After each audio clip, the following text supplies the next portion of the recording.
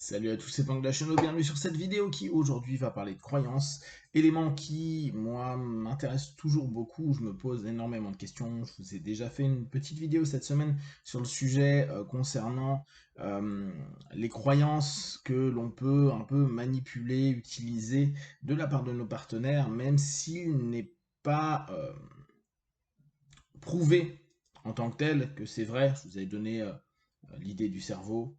Si la personne estime que, euh, parce que ses lectures et autres lui ont enseigné que on n'utilise qu'une partie de son cerveau et que il y a la croyance que l'on peut utiliser 100% de son cerveau et que ça ferait donc de nous des super humans, bah pourquoi pas l'utiliser dans nos sessions.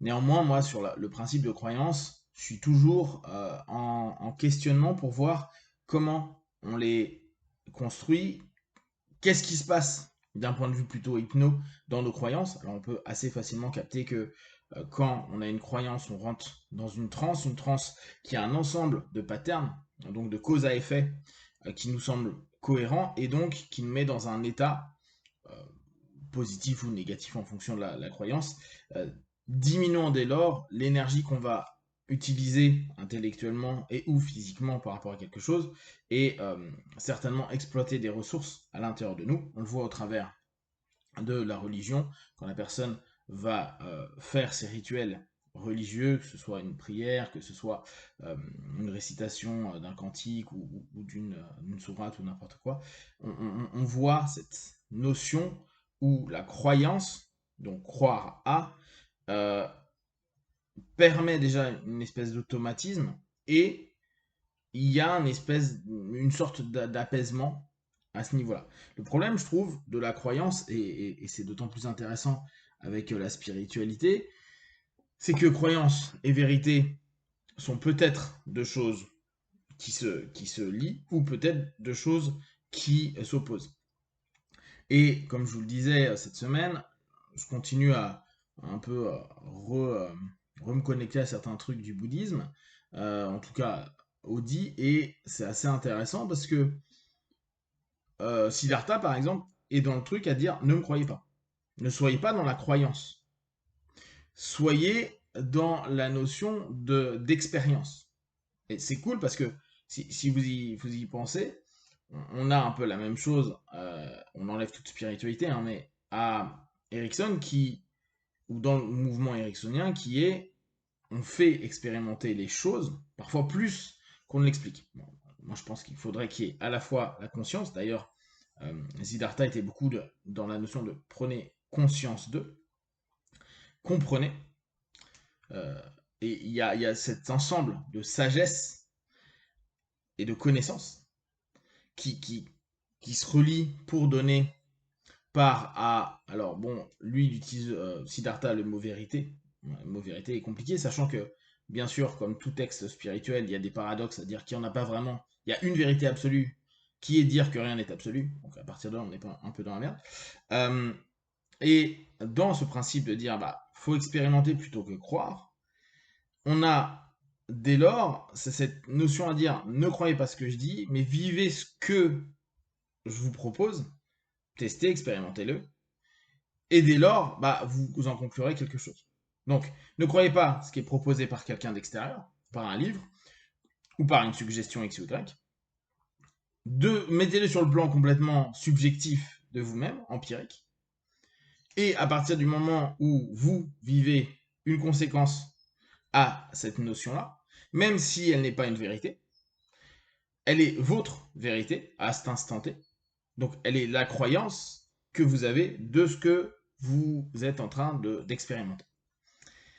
Et c'est là où je trouve qu'il y a toujours une difficulté. Bien sûr, aujourd'hui, on ne prouve pas qu'il y a une vérité absolue, même si on va dire qu'il y a un courant qui serait plutôt scientifique qui va dire bah, c'est des éléments qu'on arrive sans cesse à répéter n'importe où et n'importe quand, donc avec une méthode qui va donner un aspect d'une vérité, quoi, de la vérité. Néanmoins, moi, c'est pas la vérité qui m'intéresse, sachant que j'ai pas les compétences intellectuelles, techniques ou autres de tout capter de plein de domaines de la vie. Donc, on va ramener dans le mode global scientifique. Ce qui m'intéresse, c'est comment la vérité qu'on se fait au travers de notre croyance, d'accord, donc on va appeler ça la vérité subjective, qui n'est donc pas la vérité universelle, va impacter nos trans et va impacter l'ensemble du système interne qu'on a.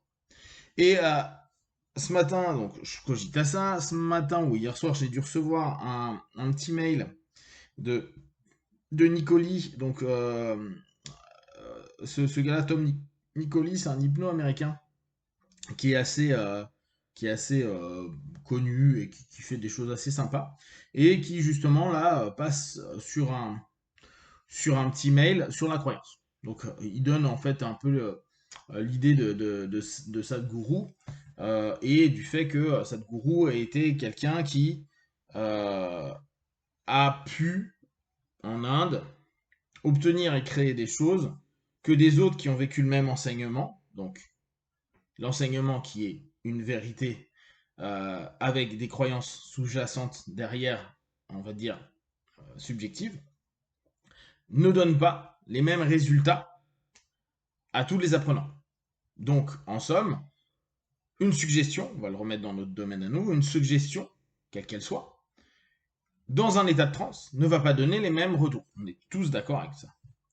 Qu'est-ce qui fait dès lors que, pourtant, quand tu crois que ça va fonctionner, je vais voir mon hypno ou je fais des sessions d'auto-hypnose ou j'écoute des audios, etc.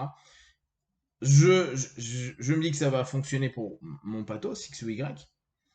Il y en a plein qui l'écoutent, et pour autant, tout le monde n'a pas le même feedback.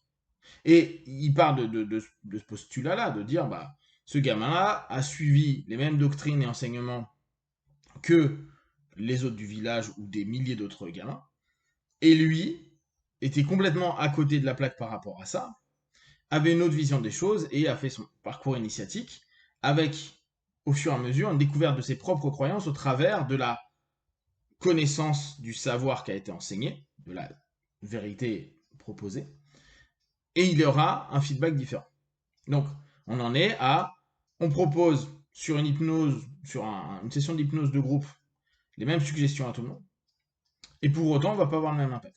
Bien sûr, chacun a sa vie personnelle, bien sûr, il y a tout un élément subjectif au travers de ça, mais vous savez que, par exemple, sur un travail en groupe, en hypnose, si on le fait d'un point de vue de l'accompagnement pour un mieux-être, on va prendre des séquences et des éléments clés des personnes qui sont présentes, et on va le mettre en place dans le travail de suggestion qu'on propose. Pour autant, tout le monde n'aura pas le même feedback. Et c'est là où Nicoli met en avant le principe de croyance. Donc, effectivement, c'est complètement moi dans ma réflexion actuelle.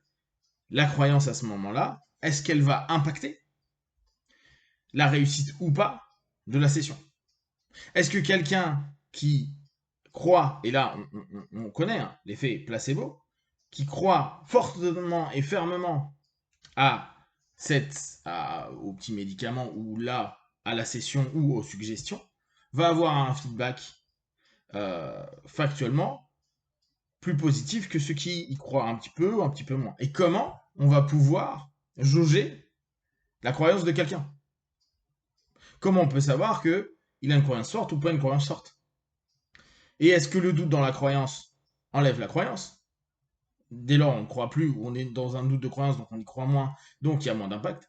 Et tous ces questionnements, notamment nous, par rapport à ce qu'on utilise au quotidien, c'est-à-dire la suggestion, et bien sûr, hors contexte de notre cabinet ou avec les échanges avec les gens, les médias ou autres, la croyance qu'on va porter à certains éléments, qui est complètement subjectif, mais qu'après qu'on va nourrir de croyances des autres, souvent du même groupe que nous, ou d'un groupe qui nous intéresse par rapport au biais de confirmation qu'on a besoin, est-ce que cet ensemble de croyances qui nous fait créer, d'un point de vue subjectif, quelque chose, va réellement changer ou apporter des résultats et des feedbacks euh, palpables, donc en expérience, pour notre vie? Pour l'instant, je dirais oui, mais comment on va pouvoir réellement savoir si c'est que la croyance ou s'il y a un ensemble d'éléments qu'il est important de prendre dans le cheminant? Et on sait qu'il y a la pyramide de Diels qui en papote, mais la notion de croyance, il faut, à mon avis, réellement la redéfinir. N'hésitez pas à me partager, vous, votre vision de la croyance. Si vous avez des questions et des remarques partagées sur Facebook, YouTube, j'y répondrai le plus rapidement possible. Comme d'habitude, de tout ce que je propose, ne prenez que ce qui est bon juste pour vous. Testez, observez, analysez et concluez. Be one. Ciao.